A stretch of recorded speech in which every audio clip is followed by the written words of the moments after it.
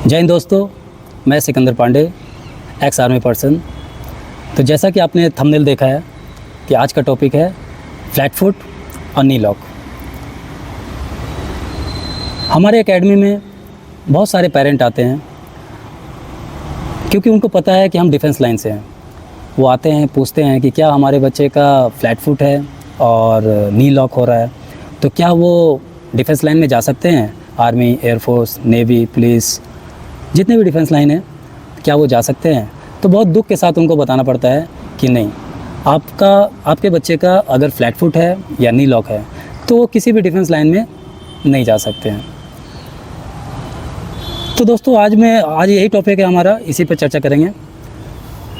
सबसे पहले टॉपिक पे जाते हैं, नी लॉक। जैसा कि आप बहुतों को पता होगा, एक मनुष्य के शरीर में 206 हड्डियाँ होती है, लेकिन जब बच्चा पैदा होता है उसके बॉडी में 270 से 300 हड्डियाँ होती हैं। जब बच्चे को मालिश होता है, जब छोटा होता है बच्चा, उसके माता पिता उसके मालिश करते हैं, तो वो मालिश कर कर के उसको सेट किया जाता है। वो जो हड्डियाँ होती हैं आपस में अटैच होना स्टार्ट हो जाती हैं।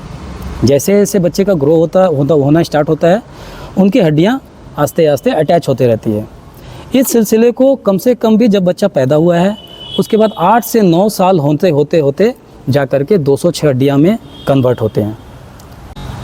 आपने देखा होगा, अगर कई बच्चे ऐसे होते हैं जिनके माता पिता शुरुआत में ध्यान नहीं देते हैं, मालिश अच्छा नहीं हो पाता है, तो किसी का हाथ टेढ़ा हो जाता है, किसी के पैर टेढ़े हो जाते हैं, या किसी का सर जब सोता रहता है, बच्चा जब बिस्तर पर सोया रहता है छोटे में, तो तकिया सही नहीं होने के कारण फ्लैट अपना जो सर है वो भी फ्लैट हो जाता है। तो ये सब बचपन में ध्यान देने वाली चीज़ें हैं, लेकिन जब बच्चा आगे चल के ग्रो हो जाता है 8-9 साल के बाद नॉर्मल एक्टिविटी में आने लगता है, क्योंकि उसका ग्रोथ अच्छा हो रहा है और मसल हड्डियाँ उनकी अटैच हो चुकी है। अब इसके बाद ध्यान देने वाली बात यह है कि उनका दिनचर्या कैसा है।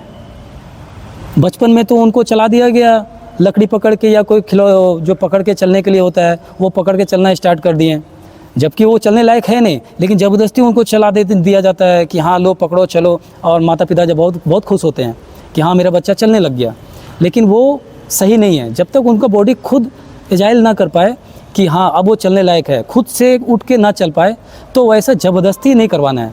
वही सभी समय ख़राब रहता है जब उसका पोस्चर ख़राब होने का डर रहता है, क्योंकि हड्डियाँ पूरी जुड़ी नहीं है, अच्छी तरह मालिश नहीं हुआ, डाइट उसका पूरा सही चल रहा है कि नहीं। तो ये सब चीज़ देखने वाली चीज़ है।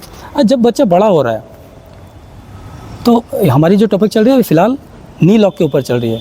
नी लॉक होता क्या है, पहले आपको ये भी बता देता हूँ। नी लॉक, ये जब हम खड़े होते हैं तो ये जो हमारा घुटना है ये आपस में मिलना नहीं चाहिए। कईयों का ऐसे करके ये मिल जाता है आपस में, तो इसको नी लॉक बोलते हैं। अगर ऐसा सिचुएशन किसी के साथ भी आता है तो वो कोई डिफेंस लाइन में जा नहीं सकते हैं। तो मैं एक सिंपल सा लैंग्वेज में आपको समझाने की कोशिश कर रहा हूँ, जो आपका दिनचर्या बॉडी पोस्चर है। जैसे कि आप चल रहे हैं, उठ रहे हैं, बैठ रहे हैं या खेल रहे हैं, कोई भी एक्टिविटी कर रहे हैं, तो उस समय आपको ध्यान देना है कि आपका जो नी है, जो आप एक्टिविटी कर रहे हो, जैसे आप खड़े हो तो ऐसे करके नी को अंदर की तरफ, ये टो को ऐसे करके या ऐसे करके खड़े ना हो। ये टो दिखाइएगा, ये टो बहुत कोई होता है ऐसे चलता है, तो ऐसे चलने से भी ये देखिए नी पे प्रेशर पड़ रहा है पूरा, तो ये गलत है। आपको हमेशा शोल्डर लेवल पे ऐसे करके खड़ा होना है। हमारा ये शोल्डर लेवल हुआ, ये हमारा शोल्डर लेवल हुआ, अब पैर हमारा ऐसे सीधा होना चाहिए, तो ठीक है। कई बार आपने देखा होगा, खास करके लड़कियों के केस में, वो इतनी शर्माती हैं या जो भी, उनका एक्टिविटी देखिएगा बहुतों का, वो हमेशा अगर बैठना भी हुआ उनको तो ऐसे नी लॉक करके ऐसे थोड़ा अंदर की तरफ करके ऐसे करके बैठती हैं। कई लड़कों के साथ भी है, मैं लड़कियों की बात नहीं कर रहा हूँ, कई लड़कों के साथ भी है, इस तरह का हरकत है, इस तरह का बॉडी पोस्चर उनका बनता चला जाता है आस्ते आस्ते, इस तरह का एक्टिविटी के कारण ये अंदर करके ऐसे बैठ जाते हैं। खड़ा भी होना हुआ ऐसे खड़ा होते हैं। तो ये सब छोटी छोटी चीज़ें हैं और ये आगे चल के ये नी लॉक में कन्वर्ट हो जाते हैं। अब फिर आप कोई भी भर्ती हुआ डिफेंस लाइन या कहीं भी आपका मुश्किल हो जाता है, आप नहीं हो सकते हो। तो इसको ठीक करने के लिए सिंपल सा है, आप जो भी एक्टिविटी कर रहे हो, चल रहे हो, फिर रहे हो, तो आपका पोस्चर सही होना चाहिए। पहली बात तो पैर, और इसके बाद उठना बैठना ये शोल्डर लेवल पे है। जब आप बैठ रहे हो तो प्रॉपर इस तरह बैठना है ताकि आपके सारे मसल अच्छी तरह फंक्शन कर पाएँ। अगर आप सही शोल्डर लेवल पे प्रेशर देकर अगर बैठ रहे हो तो आपका ये क्वाड्रिसेप मसल, आर्मस्ट्रिंग, काफ बिल्कुल अगर प्रॉपर ढंग से अगर फंक्शन हो रहे हैं तो आपको ये नी लॉक वाला प्रॉब्लम बहुत कम आने का चांस है। अच्छा, अगर कम एज में ही आपको पता चल गया है कि आपका नी लॉक का प्रॉब्लम है तो आप एक एक्सरसाइज और कर सकते हो। जैसे कोई भी वेट लेकर के, छोटा मोटा अगर आपके पास वेट का फैसिलिटी नहीं है, 2 kg का, 2.5 kg का ऐसा वेट चाहिए, आप यहाँ पे रख करके या कोई पत्थर रख के भी, पत्थर रखिए यहाँ पे या वेट रखिए और इसके बाद उसको इस तरह से ऐसे करके हल्का स्लाइड करके ऐसे करके करना है।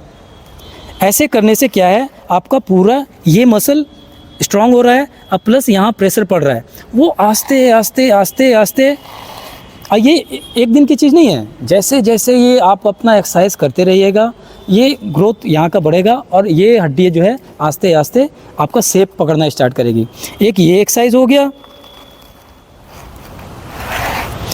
और एक वेट को इधर रख करके, कोई भी हो, अगर आपका वो वेट नहीं है आप ईटा रख लो, ईटा रख के फिर उसी को ऐसे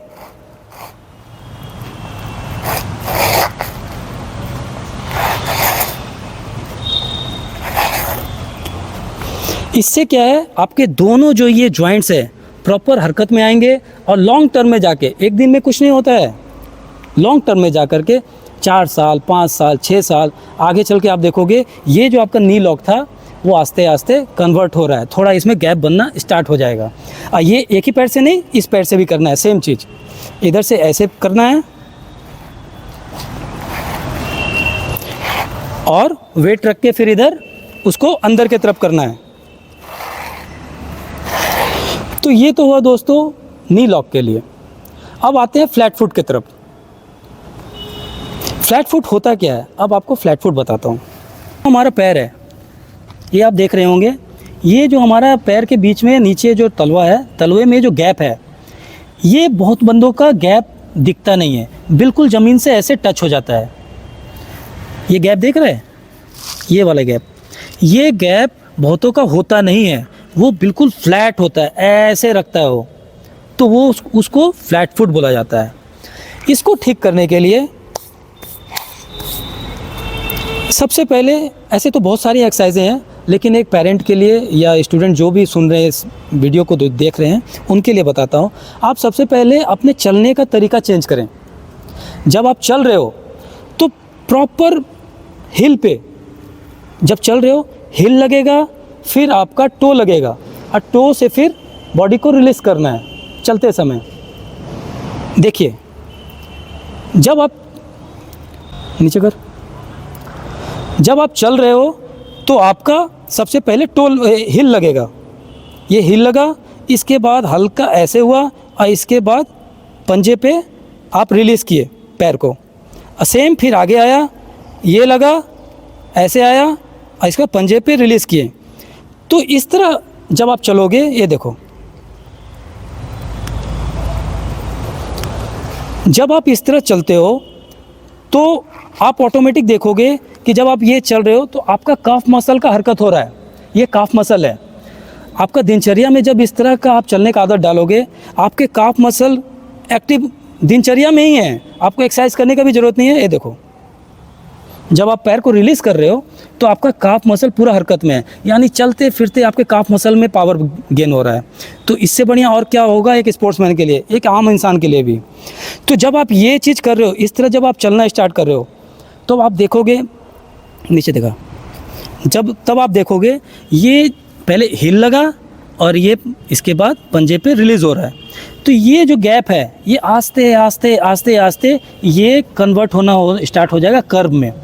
देख रहे हो, ये कर्व में स्टार्ट हो जाएगा, क्योंकि फ्लैट फुट उसका होता है जिसके पंजे में उतना जान नहीं रहता है शुरुआत में। अब वो जो भी एक्टिविटी करते हैं पूरा फ्लैट में ही करते चले जाते हैं। अब बोन का जो उसका स्ट्रक्चर है शुरुआत में ही ऐसा हो जाता है, तो आगे चल के उनको पता नहीं चल पाता है, बाद में मुश्किल होता है भर्ती उर्ती में। तो ये चीज़ जो मैं आपको वीडियो में इन्फॉर्मेशन दे रहा हूँ, मुझे लगता है कि बहुतों के लिए ये फ़ायदेमंद होगा। और आशा करता हूँ कि आप इसको ज़्यादा से ज़्यादा शेयर करेंगे, लाइक करेंगे, सब्सक्राइब करेंगे, ताकि दूसरों को भी हेल्प हो सके। कई ऐसे माता पिता हैं, माता पिता के लिए भी हेल्प होगा और बच्चों के लिए भी होगा। और ये छोटा चीज़ है उसके लिए जिसका सब शरीर सही है, लेकिन जिसको ये प्रॉब्लम है उसके लिए बहुत इन्फॉर्मेटिव होने वाला है, पेरेंट के लिए भी होने वाला है। तो ज़्यादा से ज़्यादा लाइक करें और शेयर करें। जय हिंद।